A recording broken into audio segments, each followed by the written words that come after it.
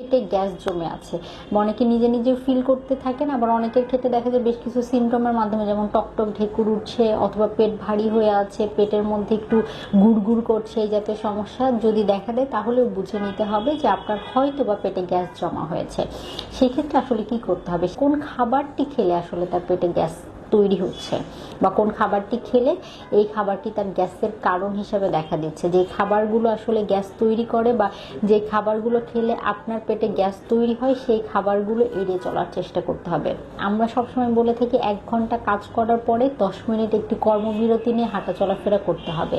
পর্যাপ্ত পানি পান না করা হলে কিন্তু গ্যাসের সমস্যা তৈরি হতে পারে। তাই শীতের দিন হোক গরমের দিন হোক সবসময় 2.5 থেকে 3 লিটার পানি পান করার চেষ্টা করতে হবে।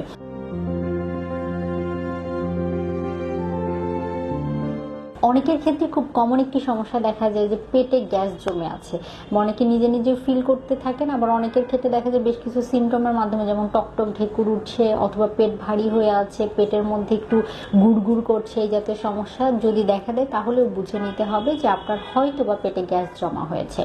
সেই ক্ষেত্রে আসলে কি করতে হবে, সেই ক্ষেত্রে প্রাকৃতিক কিছু সমাধানের কথা বলবো।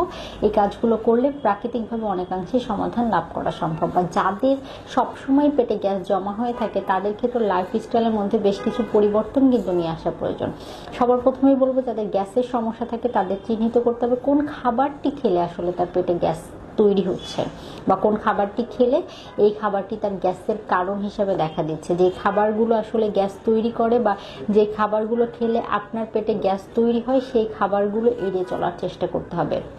অতিরিক্ত ফাস্টফুড ট্রান্সফার জাতীয় খাবার খেলে গ্যাসের সমস্যা কিন্তু বেড়ে যেতে পারে। তাই অবশ্যই খেয়াল রাখতে হবে যাদের গ্যাসের সমস্যা প্রতিনিয়ত হয় তাদের ক্ষেত্রে বাহিরের খাবার, ফাস্টফুড জাতীয় ট্রান্সফার জাতীয় খাবার এড়িয়ে চলার জন্য।